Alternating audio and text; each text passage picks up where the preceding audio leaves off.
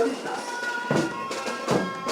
San Pedro de Totora es un pueblo fundado en las épocas coloniales llamado Amunicipalidad de Totora, conservadora de sus organizaciones milenarias, donde es representado por sus autoridades originarias. ¡Qué fuerte aplauso a todos estos pequeños!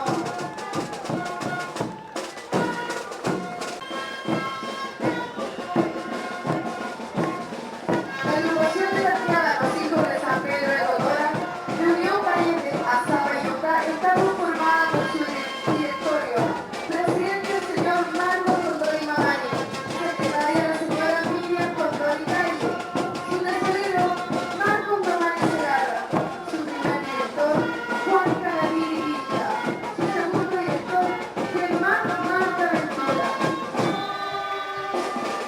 El nombre de su pasante, Germán Ramos y Angélica Miranda.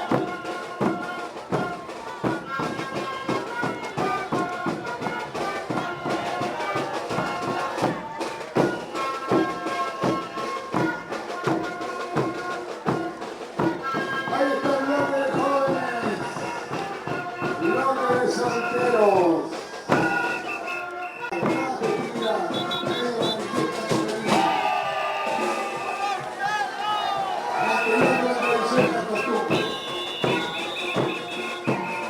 También saludamos al director de la Garciana, Silverio Guayana Aparra.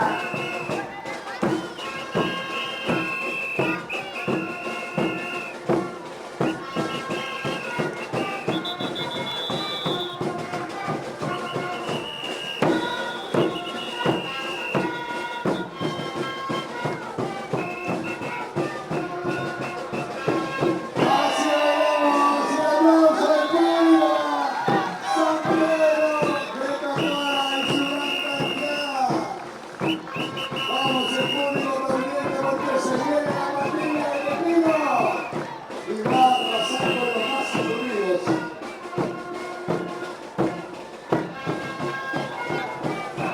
También saludamos a Ricas Miranda Godoy, Edgar Lacara, Ricas Benavides y Francisca Lacara. Sus hijas jóvenes son Elia Calaviri.